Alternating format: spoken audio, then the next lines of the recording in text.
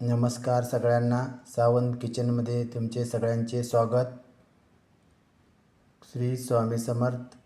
कोल्हापूर म्हटलं की तांबडा पांढरा हा झाला जेवणाचा बेत. याचबरोबर सकाळचा बेत म्हटलं की नाश्ता, आणि नाश्ता म्हटलं तर भावा मिसळ आणि मिसळीचा कट, विषय हार्ड. चला तर आपण आज छान चटकदार कोल्हापुरी मिसळ बनवणार आहे. चला तर आता बघू आपण याला लागणारा मसाला.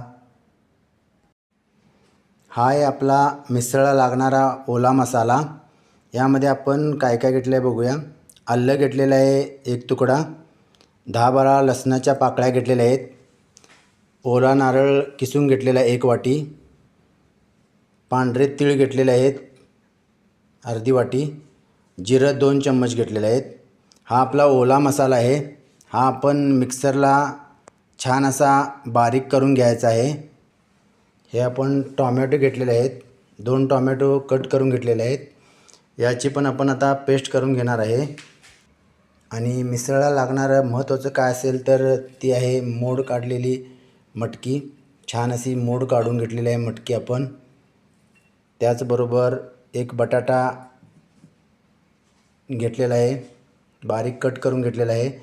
आता हे दोन्ही आपण शिजवून घ्यायचं आहे. थोडंसं मीठ आणि हळद टाकून एका भांड्यामध्ये आपण शिजवून घेणार आहे. आता छान अशी आपली मटकी शिजवून घेतलेली आहे. आपण बघू शकता तुम्ही. दिलेली मटकी आपण एका बाउलमध्ये अशी काढून घेतलेली आहे. आणि आता आपण मिसळ बनवणार आहोत. त्याचबरोबर आपला मसाला पण बारीक करून घेतलेला आहे आपण. आणि टॉमॅटोची पेस्ट केलेली आहे 1 वाटी. अशा प्रकारे सगळी तयारी झालेली आहे आपली मिसळची. आता आपण छान असा मिसळचा कट बनवून घेणार आहे. कोल्हापुरी मिसळचा कट आपण भांडं गॅसवर ठेवलेलं आहे आणि गॅस चालू केलेला आहे. प्रथम आपण तेल घालणार आहोत. 1 वाटी तेल घातलेलं आहे.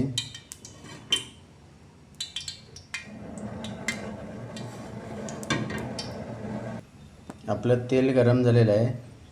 आता आपण यामध्ये फोडणीसाठी जिरं 1 चम्मच घेतलेलं आहे, हिंग घेतले आहे अर्धा चमचा, आणि कढीपत्ता, फ्रेश कढीपत्ता घेतलेला आहे. आपण आता छान अशी फोडणी घालणार आहे मिसळला. छान असा तेलामध्ये आपण जिरं कढीपत्ता शेकून घेतलेला आहे. त्यानंतर आता आपण कांदा घालणार आहे. बारीक चिरलेला 1 वाटी कांदा घालणार आहे.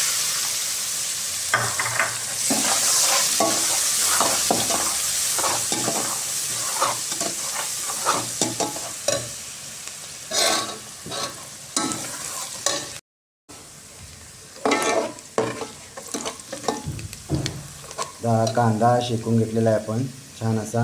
आता आपण टॉमॅटोची पेस्ट ॲड करणार आहोत. बघू शकता 1 वाटी टॉमॅटोची पेस्ट केलेली होती आपण, ती आता ॲड करणार आहे. आणि चांगली परतून घ्यायची आहे ती छान असं.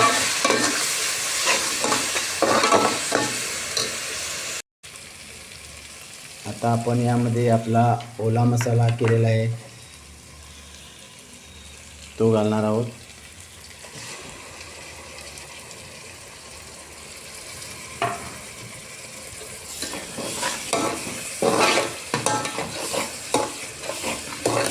आणि छान असा परतून घ्यायचा आहे मसाला.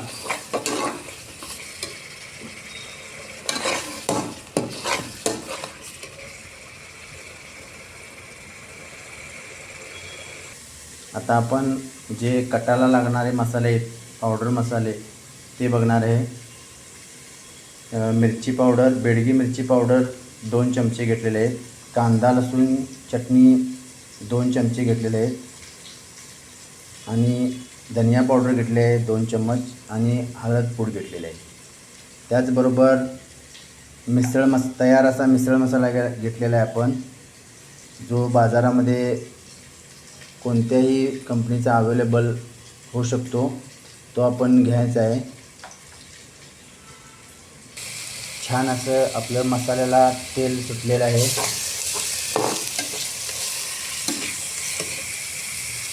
आता आपण हे मसाले ॲड करणार आहोत. हे घातलेले आहेत मसाले आपले तेलामध्ये.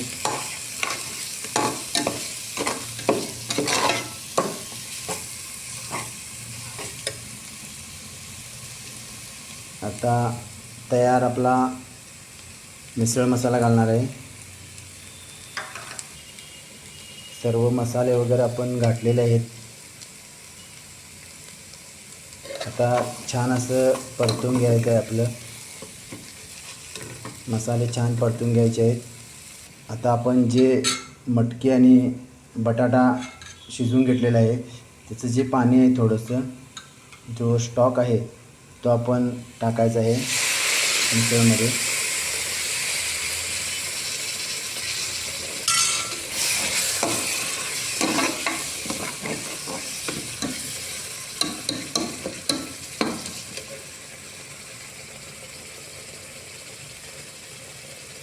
छान असा कट येणार आहे आपल्या मिसळला. छान असा आपला मिसळचा मसाला तेलामध्ये आपण शेकून घेतलेला आहे. आता आपण मटकी आणि बटाटा शिजवून घेतलेलं जे स्टॉक आहे, जे पाणी आहे, पूर्ण मिसळच्या पातेल्यामध्ये घालणार आहोत.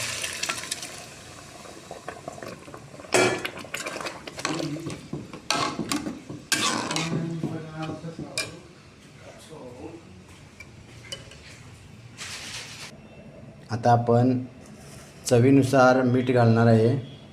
मीठ चेक करून घालायचं आहे आपण, कारण आपण मटकी आणि बटाटा शिजवताना थोडं मीठ आणि हळद घातली होती. त्यामुळे आपण चेक करून व्यवस्थित जेवढं लागणार आहे तेवढंच घालायचं आहे. छान असा आपला मिसळचा कट रेडी झालेला आहे. आता छान बारीक चिरलेली कोथिंबीर घालायची आपण वरून.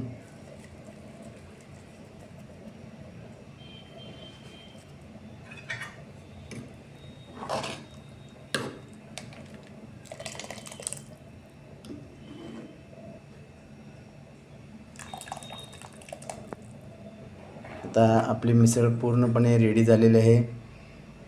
छान अशी कोल्हापुरी मिसळ तयार झाली आहे. मग चला, केव्हा येत आहे खायला आमची कोल्हापुरी मिसळ. अशा प्रकारे आपली झणझणीत कोल्हापुरी मिसळ तयार झालेली आहे. ब्रेड स्लाइस किंवा पावाबरोबर तुम्ही सर्व करू शकता आणि छान तुम्ही एन्जॉय करू शकता. एक वेळ आमची रेसिपी नक्की तुम्ही ट्राय करा आणि कशी वाटली आमची रेसिपी कॉमेंटमध्ये नक्की सांगा. अशाच नवीन नवीन रेसिपी तुमच्यासाठी मी घेऊन येणार आहे. लाईक, शेअर आणि सबस्क्राईब करायला विसरू नका. सर्वांचं मनापासून धन्यवाद.